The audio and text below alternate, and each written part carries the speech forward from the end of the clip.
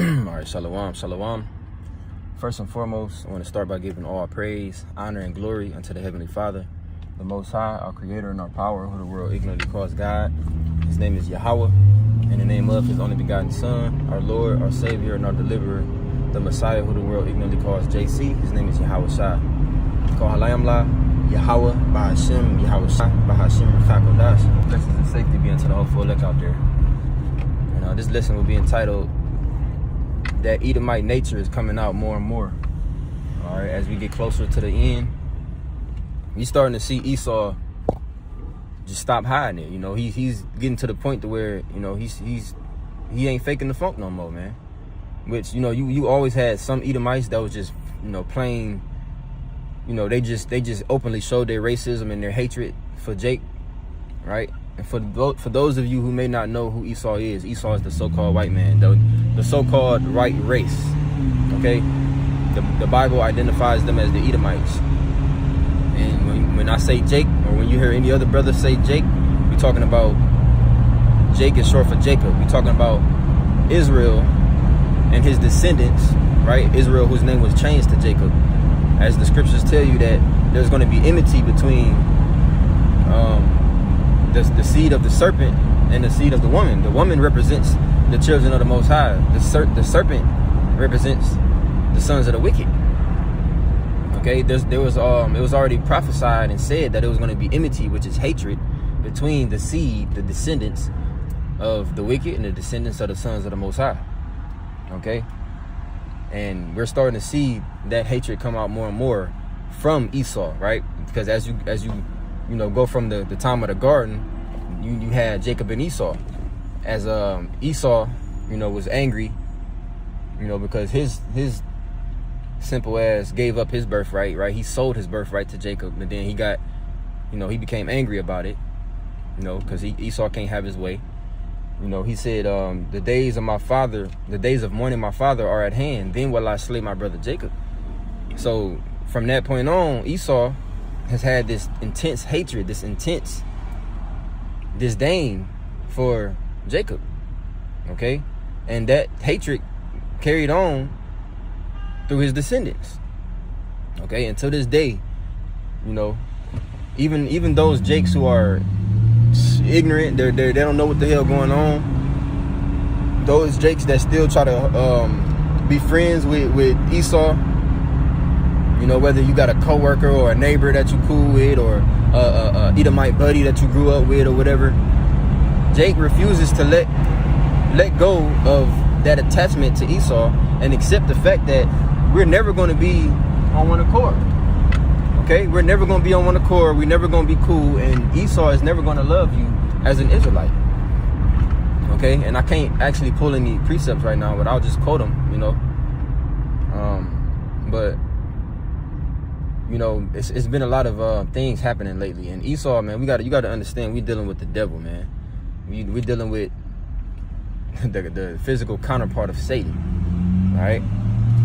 And a lot of things that's been happening lately is all geared towards them justifying themselves and coming down with great wrath upon Israelites, because that's what this whole thing is all about, man. And we dealing with the devil, who don't mind sacrificing his own people to fulfill his agenda, and he don't mind waiting, right? Because you know, this devil, you know, he does his diligent search, and he's so proud and so confident and arrogant within himself that he thinks that he got time, right? The scriptures tell you that their inward thought is that their houses shall continue forever, meaning they think they got all the time in the world, and that their rulership is not going anywhere anytime soon, as long as they're in power and bring them down. So what they rushing for? They, you know, they feel like, what we rushing for? What we worried about? Ain't nobody gonna bring us down, you know. So this man, he don't mind waiting, okay?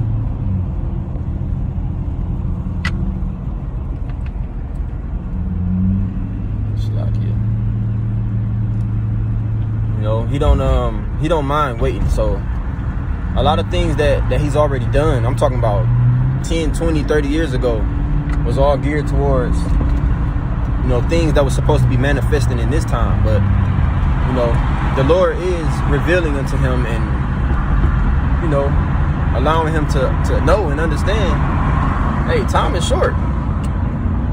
The scriptures tell you, you know you're not that the triumphing of the wicked is short and the joy of the hypocrite but for a moment.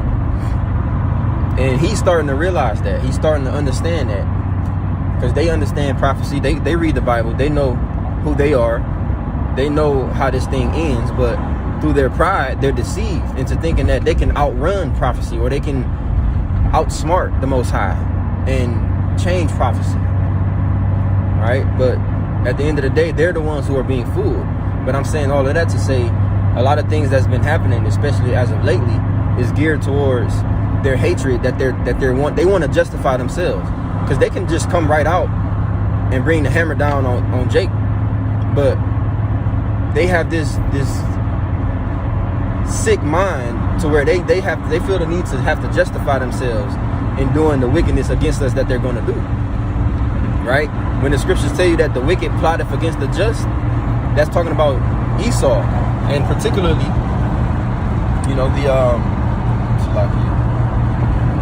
it's particularly talking about the elites, man, those who are in control and those who actually have the power to make moves.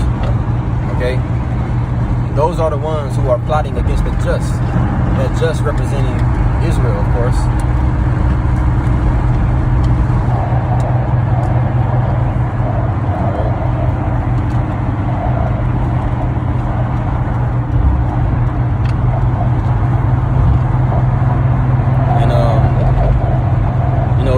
Them plotting against our people has never stopped, and there's many different ways that they plot on us, right? And I can go on and on. Excuse me.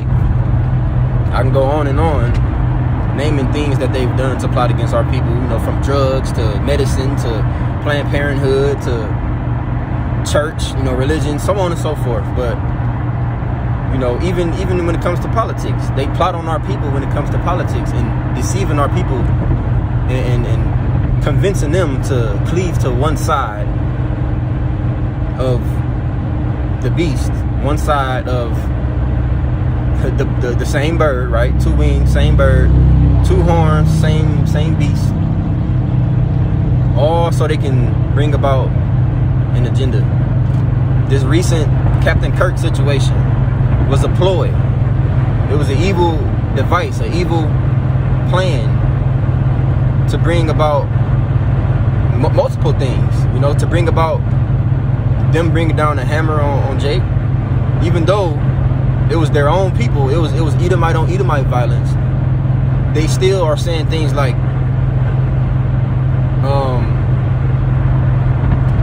white man fight back.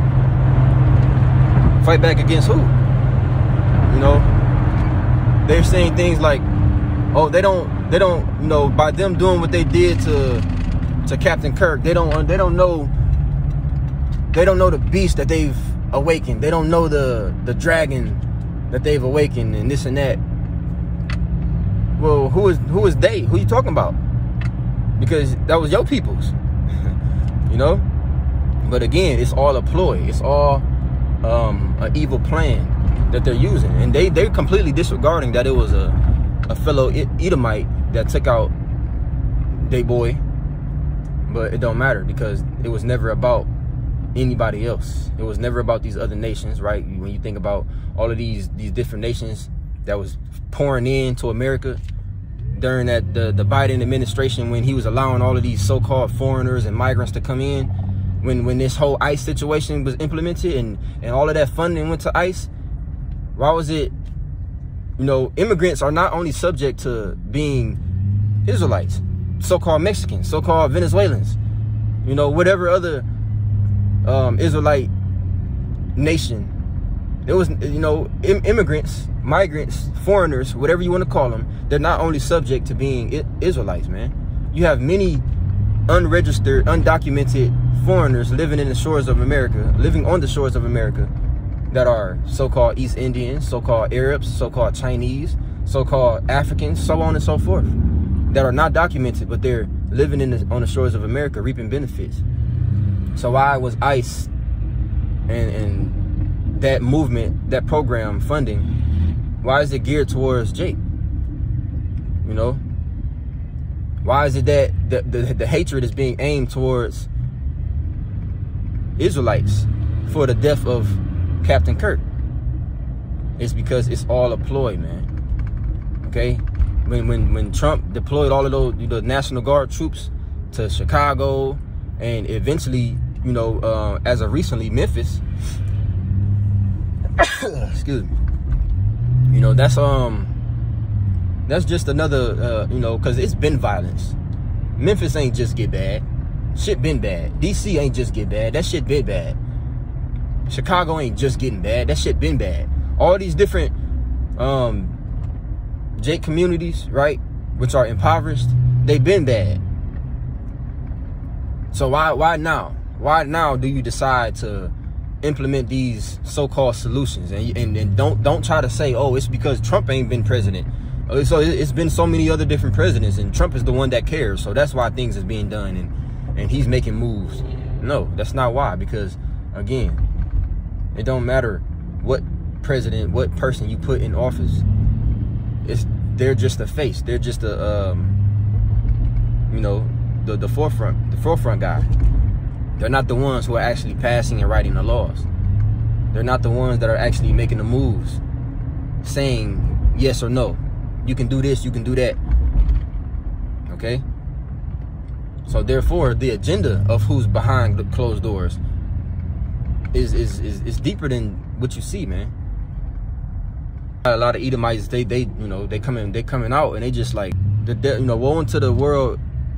Woe unto the world and the inhabitants thereof. All right, for the devil has come down unto you having great wrath, because he knoweth that he hath but a short time. And now more so than ever, your neighbor, or the police officer down the street, or the guy that you see at the office. No, we're not talking about your average Edomite, even though they feeling it too. But we talking about those who've been in control and more quickly, more sloppily. Okay, that discipline is slipping from them, because at one point they had everything under control. They were more patient. They was more, more at peace. But hey, the Bible tells you that in the fullness of his sufficiency, he shall be in straits. So he's reaching the fullness of his kingdom. He's reaching the pinnacle of his rulership. But as he's reaching the pinnacle of that rulership, the Lord is starting to take things away from him. He's not having the ability to cover up his true agenda as he once was. People are starting to see him for who he truly is. People are starting to realize that this man has always been the wicked man. And the scriptures tell you that a lying tongue hateth those that are deceived by it. And people, it's always been so-called trumpet blowers or whistleblowers, and people who was at one point they was juiced in, or they was a part of the agenda, and they left it, and then they're now spilling the beans. You have people who have friends who are on the inside that give them information, and they anonymously give you information. But that's not the most thing. That's not the thing that they're worried about the most. The thing that they're worried about the most is the people that are speaking according to the Bible, telling them that, listen, your time is coming. Okay? Thus saith the Lord. All right? The days of his days are determined, man. And he's reaching that appointed time. Okay? So this is why he's becoming more mad, more hateful.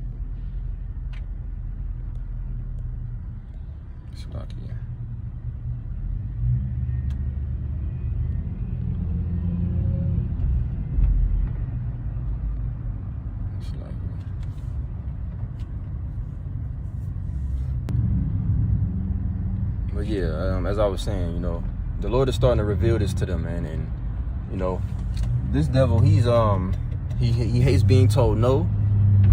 He hates not getting his way. So this is why he's coming down with great wrath, knowing that he have but a short time. He doesn't want this rulership to end, right? He's the base man. He's not used to being you know, out of power. You know, he's been in power for so long. That's all they know. And why would you want to, you know, why would anybody who's in power want to be taken out of power? Especially somebody who has the mentality that this man has. So you even have these average, you know, everyday Edomites. They getting more and more angry, man. You know, these politicians, they starting to speak more boldly. You know, the law enforcement, these Edomite law enforcement, they starting to speak more boldly. And all of these things that's happening from the Trump deploying these troops, these National Guard troops, to, you know, funding from the Spirit on them to do.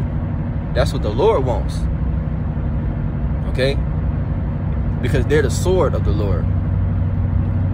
So we got to expect more. We got to expect more, man. What we see happening right now is only the beginning.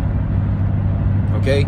That whole Captain Kirk situation, that's also going to lead to not only the persecution of Israel, right, but it's going to lead to the famine of the word, because of that situation. You have more scrutiny on the internet. You know, you can't say things the way that you used to say it no more. You can't be honest, and it's going to get to the point to where you can't stand for the truth of the Bible. Okay? And he's not going to come right out and tell you that that's what he's planning on doing, or this is why he's doing what he's doing. Hey, no, it says in I believe it's Proverbs 24, right?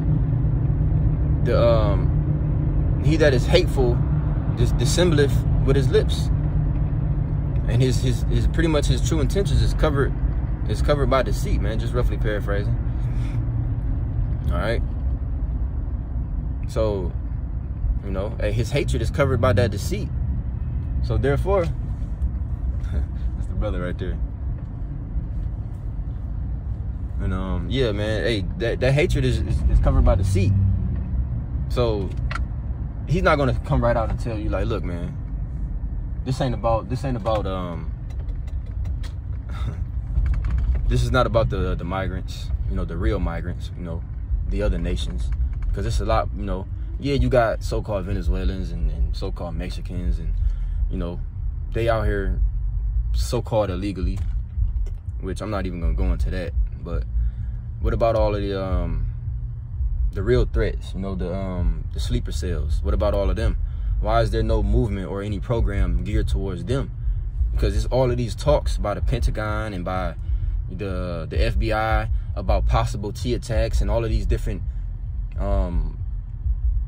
dangers and threats to America. Why is there no funding, or why is there no programs that are being built and set up for that? Why is it only, oh, we got to get these terrible people out of here, you know, the Haitians and the Venezuelans and, you know, the gang members and this and that? Why is that your concern? You could have, as a so-called leader, you should have been taking care of that in-house BS. Okay? You worried about shit that's been going on for decades. Gangs and you know, there's people that been here for 30 years, so-called illegally. But, you know, again, that's not the whole point, man. And when you go into Salakia, 2nd Ezra 16 and 68, it tells you that there shall be a great insurrection. The word insurrection, it means a violent uprising. Okay? Upon the children, upon those that fear the Lord. And when you go down in the chapter, it tells you that they're going to be like madmen, sparing none, man. So, yeah, right now he's always used his deceit. His deceit is part of his weapon, part of his blessing, right? Which is the sword. His blessing is the sword. But, you know, hey, deceit can kill, you know, if you want to be honest. But part of his secret weapon has been always his deceit, his ability to cover up his true agenda, play the victim. So, you know, now that he's being exposed, what other choice do you have? You know, it's only so many things he has left to use as a means to bring about different agendas, right? You can use different T attacks. You can use